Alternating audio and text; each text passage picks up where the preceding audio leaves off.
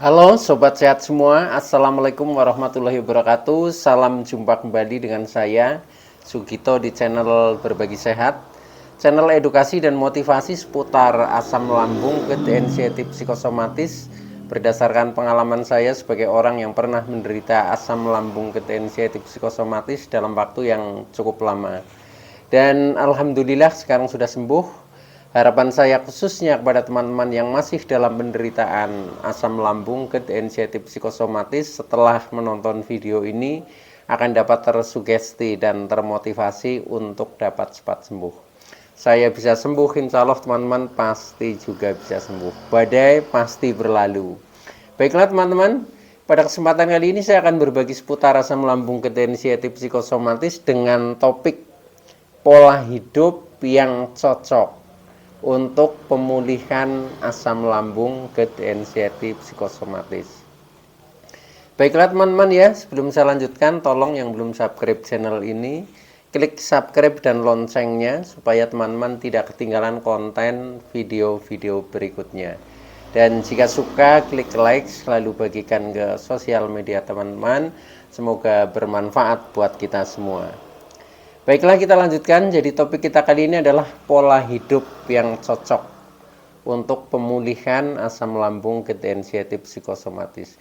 Teman-teman semua, jadi penderitaan asam lambung, gerd, anxiety psikosomatis ya yang disebabkan oleh multifaktor baik faktor fisik maupun psikis ya, memang itu sangat kompleks ya, dengan sensasi yang sangat multi ya. Jadi sangat beragam ya, yang sering kita sebut sebagai 1001 rasa sensasi, mulai dari ujung rambut sampai dengan ujung kaki penuh rasa-rasa yang dahsyat ya. Nah, ini menjadikan perhatian kita semua ya, untuk kita pahami, untuk kita telaah ya, sehingga kita akan mudah untuk mencari solusinya. Nah, oleh karena itu pada kesempatan kali ini saya fokus kepada topik yaitu tentang pola hidup ya. Kalau pada episode kemarin yang lalu yaitu kita bahas tentang pola makan ya yang cocok. Nah, sekarang pola hidup yang cocok ya. Jadi ini rangkaian dari 3P ya, yaitu pola makan, pola hidup, pola pikir ya, termasuk juga pola spiritual ya. Nah ini tentang pola hidup ya. Nah, sebenarnya penderitaan asam lambung, gerd, anxiety psikosomatis hanya dengan menerapkan ya istilahnya pola makan, kemudian pola hidup ya, mungkin nanti juga pola pikir ya. Ini sebenarnya bisa sembuh dari itu teman-teman ya. Tetapi dengan catatan memang kita konsekuen ya, konsekuen jadi merubah diri ya melalui tahapan-tahapan itu ya. Nah, oleh karena itu untuk kali ini ya, ini yang lebih penting lagi nanti adalah setelah kita mengetahui kita harus bersikap seperti ini ya, harus istilahnya apa ya, ya pokoknya harus kita praktekkan ya, harus kita alami ya. Maka penderitaan asam lambung, gerd, anxiety psikosomatis ini memang proses pembelajaran buat kita ya, pembelajaran untuk berbuat ya, untuk bersikap ya, untuk berpikir. Nah, ini kompleks ya. Maka dari itu ini kita memang harus betul-betul berjuang ya. Tetapi ketika kita memang ada niat yang mantap ya, dengan semangat yang kuat dari dalam diri kita sendiri, itu pasti akan sembuh teman-teman ya. Karena apa ya? Karena semua itu sudah saya alami, tuh faktanya juga seperti itu ya. Jadi ketika kita punya niat ya, punya tujuan, punya cita-cita, yaitu cita-citanya ingin segera sembuh, yang sehat, ya sudah kita tempuh saja jalan-jalan menuju ke proses penyembuhan atau pemulihan itu. Nah, ketika kita selalu konsekuen ya, selalu istilahnya tiada hentilah, continue di dalam kita berusaha atau berikhtiar, itu pasti akan lebih cepat teman-teman ya. Oke ya. Jadi di dalam pola hidup ini ada beberapa hal yang harus kita lakukan teman-teman ya. Nah, beberapa hal itu ya ini karena akan mendukung ya, akan mendukung setelah kita pola makannya bagus ya. Nah, kemudian kemudian nanti pola hidupnya bagus, nah ini ya sudah, nanti efeknya di dalam tubuh kita itu pasti ada sesuatu yang bagus yaitu. Jadi mungkin sih ini harus kita rubah ya, rubah dari masa-masa lalu yang katakanlah kurang baik lah itu. Terus terang saja seperti itu pada waktu saya juga seperti itu, sehingga saya memang harus merubah diri ya. Nah, untuk pola hidup ini ada beberapa hal ya, ada beberapa poin ya. Ini ada 13 poin ya yang perlu kita lakukan, teman-teman. Nah, yang pertama, untuk menjaga pola hidup ya supaya menjadi cocok untuk pemulihan ya, pemulihan atau penyembuhan asam lambung ketensiatif psikosomatis. Yang pertama ya, istirahat itu harus cukup, teman-teman. Tidurlah ya, tidur itu lakukan saja, penuhi saja ya. Jadi itu ya 7 jam. Iya, saya sering ngomong kadang 7 jam, 8 jam ya itu. Tapi ya paling tidak 7 jam itu dipenuhi ya. Nah, itu dalam 24 jam, dalam 1 hari 1 malam lah, itu penuhi saja. Itu karena apa? Karena dengan istirahat yang cukup ya, istirahat yang cukup itu akan memberikan proses regenerasi terhadap sel-sel kita yang telah rusak ya. Karena apa? Karena kita ditempa sensasi yang sangat luar biasa, rasa-rasa yang tidak nyaman di dalam tubuh, itu otomatis juga sel-sel akan mengalami kerusakan. Nah, itu maka harus ada proses regenerasi terus ya. Regenerasi itu ya itu melalui kita istirahat saat kita tidur. Nah itu memberikan kesempatan untuk berproses meregenerasi sel-sel yang rusak. Nah, kalau kita tidurnya sampai dengan kurang ya, kurang tidur, ya udah hari berikutnya pasti kita akan loyo ya, akan tambah tidak bergairah, akan tambah lemes ya, tambah sempoyongan, tambah pusing dan lain sebagainya seperti itu. Karena apa? Karena logikanya ya, orang yang sehat saja yang tidak terkena asam lambung, ketika tidurnya kurang itu pasti paginya itu tidak bergairah ya, kecenderungannya agak loyo lah istilahnya seperti itu. Karena apa? Ya karena itu seperti itu. Jadi tidak ada regenerasi sel yang baru sehingga tubuh tidak kelihatan segar ya itu. Nah, maka dari itu yaitu ini yang pertama, istirahat harus cukup, teman-teman. Penuhi saja. Nanti akan bisa kita rasakan ya.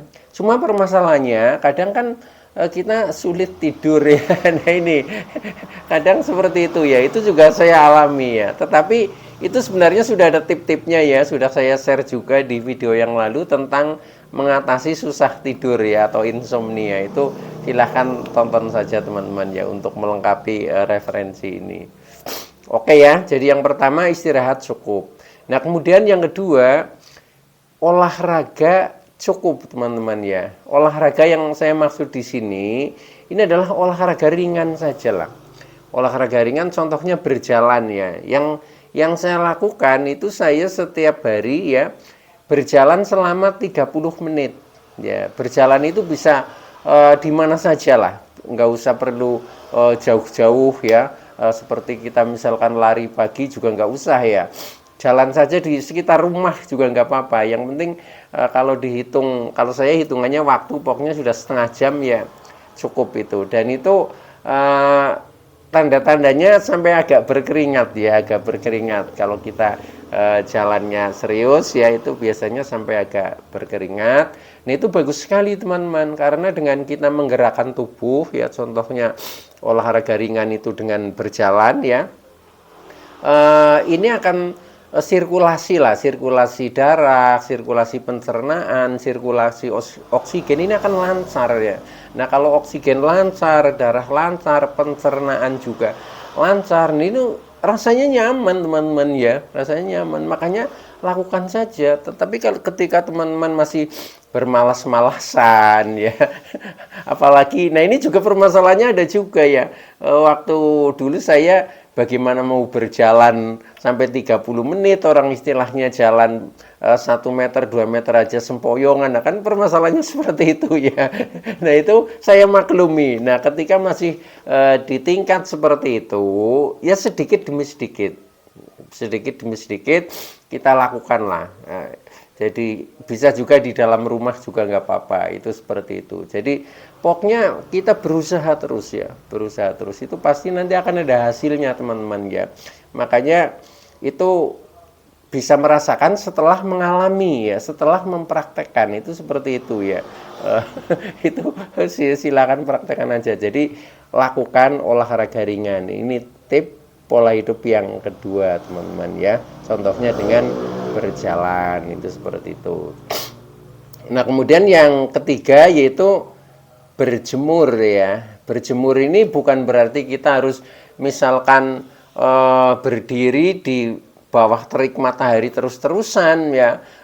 Ini juga kira-kira sendiri lah ya. Nah kalau saya itu biasanya sambil melakukan aktivitas lain ya, contohnya di halaman rumah atau mungkin di samping rumah, tetapi yang terkena sinar matahari itu.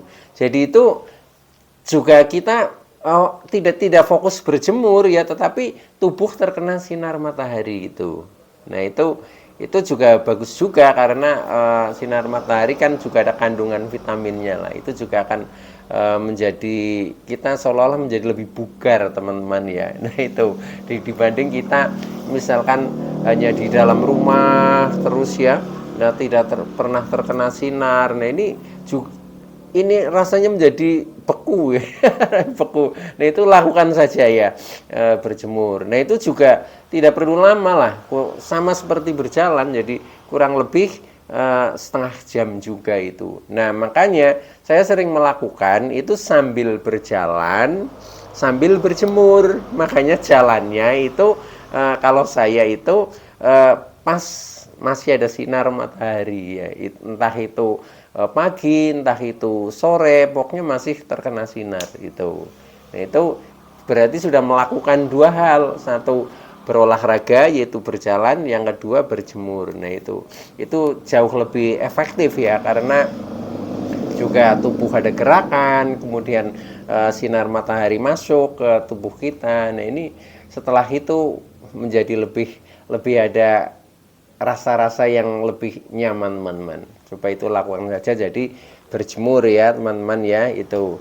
Nah kemudian yang keempat ya, ini masih rangkaian pola hidup ya, yaitu usahakan itu jangan betah di dalam kamar ya, di dalam kamar atau di dalam rumah, jangan mengurung diri lah ya, tapi usahakan keluar rumah ya, keluar rumah minimal kalau kondisi kita masih serius ya. Nah itu di dalam teras minimal. Karena apa? Ini juga kita dengan kita keluar rumah ya, ini kita bisa berinteraksi ya, interaksi dengan alam ya, mungkin kita bisa memandang tumbuhan ya, bisa memandang tetangga, bisa memandang mungkin orang-orang bertemu dengan kita. Nah ini sangat bagus ya itu. Maka dari itu istilahnya jangan mengurung diri lah, tapi keluar rumah. Ini termasuk tip juga ya, tip yang keempat ya. Syukur kalau kita kondisinya sudah semakin membaik ya, keluar rumahnya agak jauh ya. Bisa misalkan kita mungkin ke sawah, bisa mungkin ke kebun, bisa mungkin ke sungai ya, bisa mungkin ke pasar ya, bisa mungkin ke pantai dan lain sebagainya. Pokoknya usahakan progres teman-teman ya. Untuk pertama kali mungkin kita keluar rumah hanya di teras ya, setelah itu di halaman ya, kemudian di jalan depan rumah misalkan. Nah setelah itu pergi agak jauh. Nah itu seperti itu. Jadi usahakan tingkatan terus ya. Walaupun itu juga ada hambatannya. Kadang kan kita mau keluar bagaimana Kak? Karena jalan sedikit aja udah ngos-ngosan, udah lemes kan, seperti itu. Itu saya alami teman-teman. Jadi nggak usah takut ya, nggak usah takut. Kalau memang kita masih lemes ya istirahat dulu. Itu istirahat dulu. Kemudian biasanya saya dulu itu bawa bekal ya, bawa minum ya, bawa makanan ringan, itu nggak apa-apa gitu. Jadi kita lakukan saja. Ini memang prosesnya harus seperti itu. Jadi ini kita itu bagaikan anak kecil yang baru belajar lah, baru belajar berjalan, baru belajar bepergian, yang secara mental sebenarnya belum berani kemana-mana anak kecil itu. Nah itu makanya harus kita latih, nanti lama-lama kita menjadi berani lebih jauh ya. Itu jadi lakukan keluar rumah. Jadi manfaatnya karena kita bisa berinteraksi dengan alam dan juga bisa berinteraksi dengan banyak orang itu ya. Itu jadi selain melatih fisik juga melatih mental teman-teman kalau kita keluar rumah ya. Ini itu tip yang keempat itu. Nah, tip yang kelima ya, kita itu usahakan entah itu terutama saat di rumah ya, mungkin ya di rumah atau mungkin di ruang ya, bagi yang kerja mungkin di kantor ya, atau mungkin yang masih bersekolah di sekolah atau mungkin di kampus ya, itu postur tubuh ya usahakan kita ini lurus seperti ini, tegak ya, jadi tegak. Nah, kecenderungannya orang-orang ini aslam ya, orang-orang aslam ini selalu membungkuk seperti ini ya, apalagi sedang apa mungkin di sekolah atau mungkin di kantor ya, yang depannya ada mejanya, kita kecenderungannya enaknya begini ya. Nah, ini tidak bagus teman-teman, jadi kita harus lurus ya. Kalau lurus ini sirkulasi gas atau udara di dalam lambung keluarnya ini akan lebih leluasa ya, keluar masuknya ya. Di samping itu juga gerak katup esofagus ini akan menjadi sempurna ya. Tetapi kalau kita membungkuk seperti ini, nah ini sepertinya ini katup esofagus menjadi sedikit membuka ya, sehingga mudah terjadi GERD ya, itu teman-teman. Jadi usahakan kita selalu tegap ya, tegak seperti ini ya. Entah itu duduk di rumah, entah itu di luar rumah sama saja ya. Dan usahakan jangan terlalu banyak duduk ya, itu. Kalau terlalu banyak duduk itu efeknya juga tidak nyaman. Ini juga pengalaman ya yang saya alami seperti itu. Tetapi kalau lebih baik kita sering berdiri, sering berjalan walaupun mungkin hanya dalam ruangan. Nah, itu bagus sekali teman-teman ya. Itu. Jadi karena ketika kita posisi berdiri otomatis kan tubuh menjadi tegak ya, itu. Nah, dengan tegak ini tidak akan terjadi GERD ya, itu seperti itu. Ini salah satu keuntungannya ya. Jadi selalu tegap lah ya postur tubuhnya itu. Itu tip yang kelima. Nah, kemudian yang keenam, jangan begadang.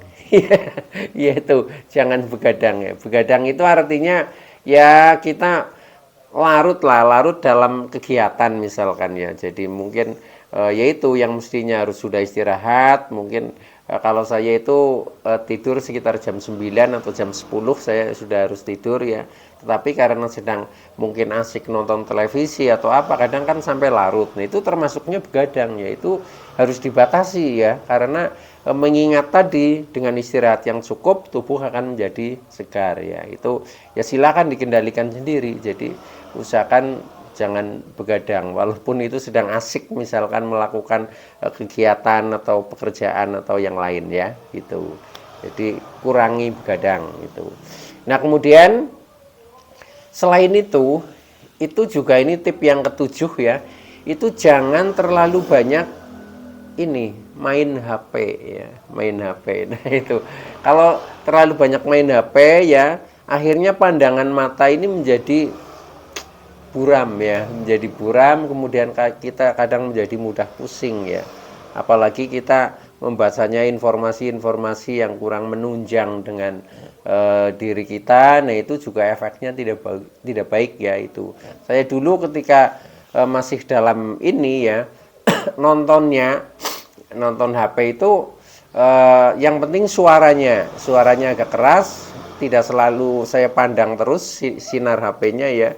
Nah, contohnya saya mendengarkan motivator ya udah saya setel saja, yang penting volumenya saya maksimalkan, kan keras sudah saya letakkan di meja atau di samping kita, yang penting kita dengar. Itu seperti itu aja, itu jauh lebih nyaman daripada mata kita harus melawan sinar HP misalkan seperti itu.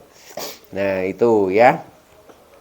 Nah, kemudian selain jangan kebanyakan main HP ya, ini juga kalau bisa kita mengurangi sosial media ya. Sosial media ya contohnya ini, kita apa-apa itu koneknya hanya lewat HP ya, telepon, mungkin WA ya itu, atau mungkin main Facebook, itu usahakan dikurangi ya, kurangi. Nah, lebih baik kita itu bertemu langsung ketika kita akan berkomunikasi dengan orang lain. Karena apa? Dengan kita bertemu langsung, ini kan terjadi interaksi ya. Jadi kita secara mimik ya, secara ekspresi ya, ekspresi tubuh ini juga akan main ya. Nah, ketika ekspresi tubuh ini akan main, ini juga akan ada efek positif di dalam tubuh kita ya. Apalagi kita berinteraksi dengan mungkin teman atau mungkin dengan keluarga ya, yang bisa mengasihkan, kan akhirnya kita bisa tersenyum, bisa tertawa. Nah, ini efeknya sangat positif ya. Maka lakukan saja interaksi langsung ya. Jadi kita istilahnya belajar bersosialisasi ya. Ini juga akan mengurangi kecemasan teman-teman ya, mengurangi kecemasan, membuat pola pikir kita jauh menjadi lebih positif. Itu seperti itu. Pokoknya lakukan saja ya. Jadi kita usahakan interaksi langsung, jangan kita memanfaatkan sosmed lah ya, sosial media itu. Oke ya. Nah, kemudian itu tip yang ke-8. Tip yang ke-9 ya, jangan mager ya, jangan malas gerak ya. Jadi kita itu harus aktif teman-teman ya. Aktif itu dari hal yang terkecil lah, dari hal yang terkecil itu manfaatnya sangat banyak. Contohnya ya, kita mau minum saja minta diambilin, minta dibuatin. Nah, ini kurang positif ya. Mau minum udah kita buat sendiri aja ya, kita ngambil sendiri. Karena apa? Dengan mengambil kita menjadi ada gerak ya, dan gerak itu dengan kita membuat, pikiran menjadi positif karena fokusnya ke bagaimana cara membuat minuman yang lebih nikmat, misalkan, kan seperti itu. Tidak selalu berpikir terhadap penyakit, sakit dan lain sebagainya. Akhirnya nanti itu akan memperbaiki ini perasaan dan pikiran juga teman-teman ya. Jadi jangan mager. Jadi lakukan gerak lah, lakukan gerak itu. Jangan jadi pemalas ya. Walaupun kadang iya kita punya alasan karena kita kan masih pusing, kita kan masih lemes dan sebagainya, kan seperti itu ya. Nah, itu saya alami. Nah, itu harus dipaksa teman-teman ya. Justru kita tidak mager, kita banyak aktivitas, ini menjadi kontemplasi penyegaran pikiran kita, yang pikiran kita selama ini banyak kejenuhan, banyak tekanan ya. Ini dengan melakukan segala sesuatu kita menjadi fresh teman-teman ya. Itu jadi nikmati saja apa yang sedang kita lakukan, itu seperti itu ya. Itu teman-teman. Nah, itu jadi jangan mager, itu yang ke-9. Nah, kemudian yang ke-10, lakukan kegiatan yang produktif teman-teman. Nah, lakukan kegiatan yang produktif ini biasanya yang pertama itu yang berhubungan dengan profesi ya. Profesi yang sudah bekerja ya bekerja, yang mungkin masih sekolah ya sekolah, yang kuliah juga kuliah. Pokoknya lakukan saja. Nah, yang sudah bekerja sesuai dengan profesi kita ya, contohnya yang petani ya udah berangkat saja mungkin ke sawah ya, atau mungkin ke kebun ya, atau mungkin mencangkul. Lakukan aja sebisanya dulu ya. Nah, kemudian mungkin yang kerjanya di kantor ya udah berangkat saja, nggak usah takut ya. Kadang kan kita takut kan mau berangkat takut kan. Nah, itu lawan saja ya. Jadi kalau sensasi-sensasi yang bersifat psikis itu memang harus dilawan ya. Tetapi kalau yang bersifat fisik ini harus ditangani. Tangani bisa dengan obat, bisa dengan mungkin terapi ya, atau treatment atau dengan metode-metode itu yang harus dipraktekkan. Itu begitu teman-teman ya. Jadi lakukan kegiatan yang produktif. Karena apa? Kalau kita sudah bisa melakukan kegiatan yang produktif ya, contohnya yang berdagang ya udah dagang aja ya itu. Nah, apalagi sudah menghasilkan, ini pikiran jauh menjadi lebih fresh lagi karena kita sudah merasa ternyata kita sudah sembuh ya, karena kita sudah bisa bekerja, karena kita sudah bisa berangkat ke sekolah, karena kita sudah bisa kuliah, karena kita sudah bisa ke pasar, karena kita sudah bisa ke ladang misalkan dan lain sebagainya ya. Itu teman-teman ya. Jadi lakukan walaupun semampunya dulu ya, tetapi harus punya tekad seperti itu. Pasti bisa ya. Kalau ada kendala ya istirahat dulu. Itu solusinya seperti itu. Tidak akan terjadi apa-apa ya.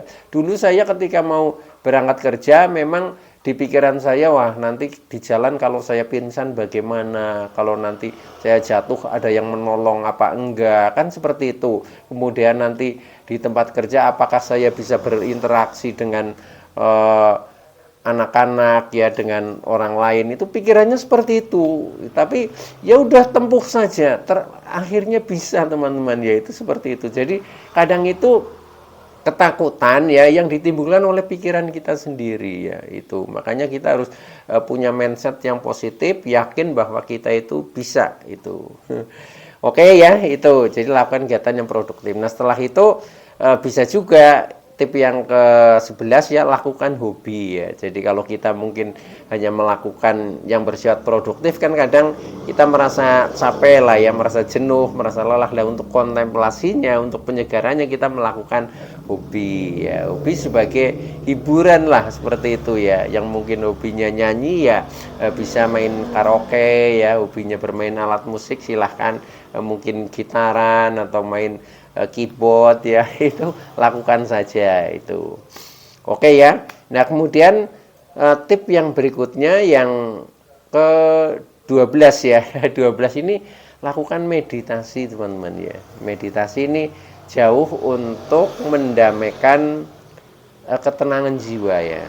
Nah karena meditasi ini adalah ya memang proses menenangkan jiwa ya, untuk membangun memahami diri kita sendiri dan membangun konektivitas antara diri kita dengan Sang Pencipta. Dengan seperti itu nanti jauh menjadi lebih tenang ya. Nah bentuknya bagaimana ya, kita mungkin dengan rajin ibadah ya, mungkin dengan berzikir, dengan bersolawat, itu sudah meditasi teman-teman ya itu. Dan yang terakhir ini adalah lakukan pernafasan ya. Pernafasan ini juga ada hubungannya dengan meditasi ya itu teman-teman ya. Jadi itu lakukan saja ya. Seperti yang saya sering sampaikan, yaitu kita gunakan pernafasan diafragma ya. Kita ngambil pakai hidung, keluarkan pakai mulut. Ini lakukan setiap saat teman-teman. Pokoknya kalau ada waktu ya lakukan saja itu seperti itu ya. Yang namanya nafas kan memang kita selalu bernafas ya, tetapi maksudnya disadari dan diperpanjang teman-teman ya itu jauh secara psikis akan menjadi lebih rileks ya. Yang tadinya mungkin dada sering berdebar-debar, nafas pendek, ini menjadi rileks teman-teman. Oke ya. Nah dengan seperti itu insya Allah apa yang kita derita ya, nah itu sedikit demi sedikit akan menjadi bangkit dan akhirnya akan menjadi sembuh teman-teman. Maka kita jangan bermalas-malasan ya, pokoknya lakukan saja, praktekkan saja, karena apa, penderitaan ini adalah memang butuh proses ya yang harus kita perjuangkan. Nah itu kita harus menyadari hal itu ya. Nah insya Allah dengan kita berjuang ya, berproses, ini pasti akan berhasil teman-teman. Akhirnya kita menjadi sembuh ya. Baik teman-teman, itu dulu ya yang bisa saya sampaikan. Mudah-mudahan teman-teman yang masih dalam penderitaan asam lambung, ketensian psikosomatis akan segera sembuh. Saya bisa sembuh, insya Allah teman-teman pasti juga bisa sembuh. Badai pasti berlalu. Oke, terima kasih atas like, subscribe, serta komennya. Terima kasih. Wassalamualaikum warahmatullahi wabarakatuh.